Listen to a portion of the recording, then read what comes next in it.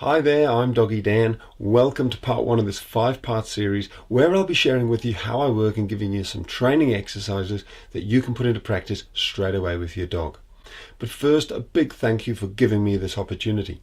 Okay, now in this first video, we're looking at the very common issue of dogs pulling on the leash. So let's get started by looking at some simple techniques and one of my favorite exercises that you can put into practice today. So here's a short clip from one of my consultations regarding a pulling dog. As you can see, she's a lovely little dog here, or medium-sized dog, and her owner is a guy called Zach, and he's a great guy. He's doing everything he can to stop this dog from pulling, but for those of you who have a pulley dog, you will know what it's like. It seems like nothing will stop them sometimes, and I wanted to show you this actually. This guy loves his dog. That is a real tattoo he's got on his leg of his dog here. That's true love. Now, first of all, I just wanted to point out that she's wearing a collar, and a collar is not a good device if you've got a dog who's pulling. They are very good when your dog is trained, but in the training stages, in the early stages, the learning stage, you don't want to be using a collar because, as you can see, as she pulls forward, Zach pulls backwards, and she just kind of leans into it. It almost encourages the pulling. If you think about it, it's how sort of a husky will pull a sled. You know, the sled is pulling back, and the huskies just keep driving forward. So it also causes, stress to the dog's neck. She's pretty pulley? She's pretty pulley, man. She's pretty. Can you stop her pulling? Or she's pretty good there, but she just doesn't stop. Is that right? Yeah. She just keeps on going.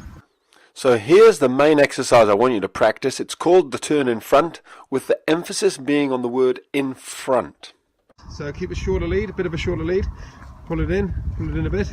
Now, what I want you to do, because that's good, turn in front of her and turn her around. Turn in front, that's it. Turn her around, that's good. And walk down the street this way a bit, sorry. Keep her on that side. And now turn in front of her again and turn her around again. That's it. Right, now, that's good. Now walk a bit faster.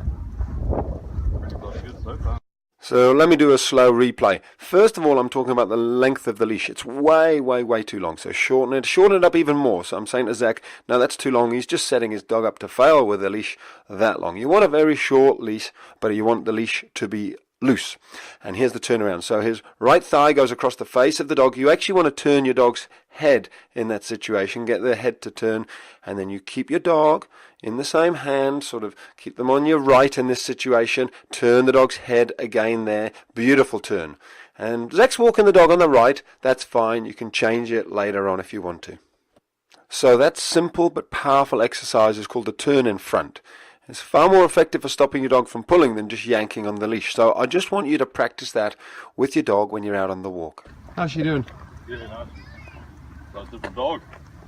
Feels better? Yeah, definitely. She's looking. Now keep her walking. Yeah.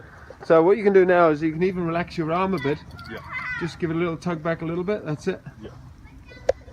And now wind it in a little bit more so it's not so loose. Yeah. That's good. And now turn in front of her again. That's cool. That's cool. Bring her around. That's good, right. So I'm just going to replay that here because there's a lot of little things going on here. First of all, Zach's dog starts to go off and sniff, and he starts to let her. And I have to correct him and say, no, don't let her sniff. You don't want to let your dog to sniff whenever they want to. You must be deciding that. It's something I'll go into more. I call it the structured and the social walk. The other thing, though, is how long the leash is. Look, he's wound it in there a bit, but it's still too long. You see how long that leash is? It's very hard for him to relax his arm. Look how high his arm is. And that's all because the leash is just way too long. So wind it right in there. She's happier on that shorter leash. So what I thought I'd do is I'd just demonstrate what I mean by a very short leash. I'm not doing anything different. I'm just got a much shorter leash. And when she pulls, I lift it up a little bit. But I'm going to turn in front here. And the powerful thing about turning is it says I'm in charge and I make the decisions. So what I'm going to do here is I'm going to turn in front of her. And there you go. Leash is probably a little bit long even with me there, but what you'll find is if you just watch me for a few seconds here and get the leash under your dog's chin, it helps them relax. You don't want it on that side, you want it under there, make it all comfortable for your dog, and you want to see if you can have your hand almost on your pocket. So if you watch, you should have a relaxed shoulder, a relaxed elbow and a relaxed wrist. There she's starting to walk nicely, and I'm speeding it up a bit. As soon as she's starting to pay attention though, I'm going to turn because I'm sort of saying, come on, I'm in charge, you follow me. I don't let her sort of lead me. And look, I've already almost moved from holding the leash to having it just balancing on my finger. And when you compare that to how she was just a couple of minutes ago, it's a huge change. And we've only been doing this for about 10 minutes or so. So some big changes there. And here we are a short while later. Her owners come out to see what we're doing, how it's all going. And it's brilliant because before, she was actually struggling to walk her on the leash. But as you can see now, no trouble at all. They're working really well together. So let me just summarize what we've gone through. First of all, that very, very powerful but simple exercise, the turn in front. You turn in front of your dog like this, and that says to them, I'm in charge. Get back. Now, if you want to carry on going in the same direction, you obviously have to do 2 of those. That's beautiful. Now, the second thing is a short leash. You don't want a long leash. You want it nice and short, but loose, just like we have here. That stops the dog from being able to change sides and wander off and do their own thing.